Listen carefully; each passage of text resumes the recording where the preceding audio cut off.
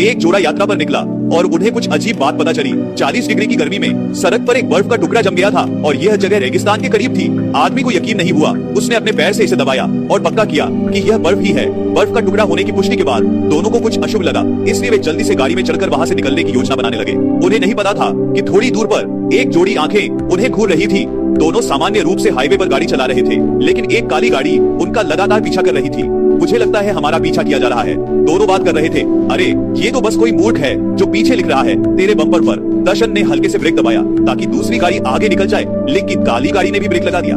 यह किसी चिपकू की तरह उनकी गाड़ी के पीछे चिपक गई। दर्शन को बहुत गुस्सा आया। उसने तेजी से एक्सीलेटर दबाया, लेकिन काली गाड़ी भी तेजी से उनका पीछा करती रही। जब काली गाड़ी किसी भी तरह से पीछा छोड़ती नहीं दिखी, आदमी ने एक मोड़ लिया और एक हाईवे रेस्तरां में गाड़ी ले गया। तब उन्हें लगा कि काली गाड़ी आखिरकार गायब हो गई और दोनों का लटका हुआ दिल थोड़ा शांत हुआ। दोनों रेस्तरां में खाना खाने के लिए गए, लेकिन अन्ना को लगा कि वहाँ के लोग कुछ अजीब थे। इतने बड़े रेस्तरां में एक गंदी दिखने वाली महिला और एक बुजुर्ग जोड़े के अलावा कोई नहीं था। जो हो, अब आ गए हैं तो ठहरते हैं। दोनों ने पहले पेट भरने और फिर आगे बढ़ने का फैसला किया।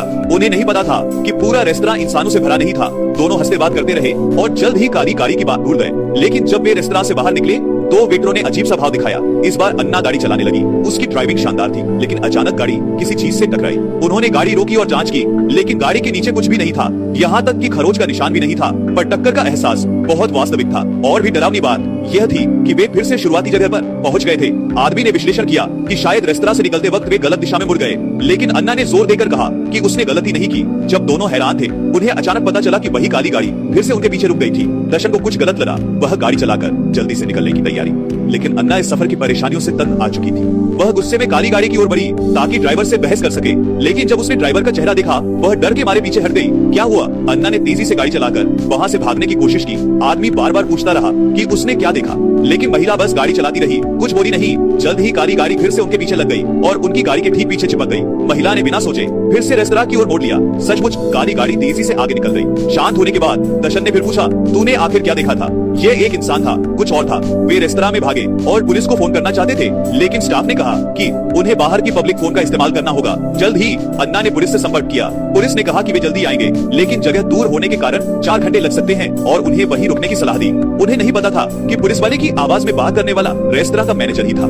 स्थिति समझने के बाद मैनेजर बहुत उत्साहित दिखा। उसने न सिर्फ दोनों को रुकने की इजाजत दी, बल्कि मुफ्त ठहरने की पेशकश भी की। फिर उसने दोनों को ठहरने की जगह पर ले गया, लेकिन अन्ना को अचानक कुछ भयानक दिखाई दिया, जैसे उसकी आंखें खुल गई हों। महिला को बहुत डर लगा। मैनेजर के अजीब उत्साह और मुफ्त खाना ठहरने की बात से उसे शक हुआ कि कुछ गड़बड़ है।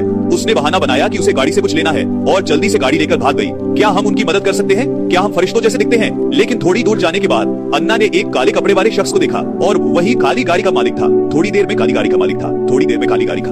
फिर उनके पीछे लग गई। अब रेस्तरां वापस नहीं जा सकते थे, रुकना भी मुमकिन नहीं था। दोनों ने पूरी ताकत से गाड़ी भगाई, लेकिन डरावनी बात यह थी कि वे बार बार एक ही चक्कर में फंसते जा रहे थे। चाहे जितना भी चलाएं, वे इस अजीब चक्र से बाहर नहीं निकल पा रहे थे। अगर ऐसा ही चलता रहा तो काली गाड़ी उन्हें पकड़ ही लेगी। आदमी को एक तरकीब सूझी। उसने गाड़ी को उल्टी दिशा में मोड़ा और उल्टे रास्ते पर चलाने लगा। जैसा सोचा, काली गाड़ी गायब हो गई। दोनों खुश हुए कि आखिरकार वे बच गए और वे ऐसे ही चलते रहे। 4 घंटे से ज्यादा भागते रहे, लेकिन ये हाईवे जैसे अनंत तक फैला हुआ था। इसका कोई अंत नहीं दिख रहा था। अरे देख, अगर पेट्रोल खत्म हो गया तो हमें वैसे भी कुछ करना पड़ेगा। दोनों ने पैदल चलने का फैसला किया। उन्होंने रास्ते को निशान लगाया। 2 घंटे से ज्यादा चले, लेकिन अचानक फिर से उसी सड़क पर पहुंच गए।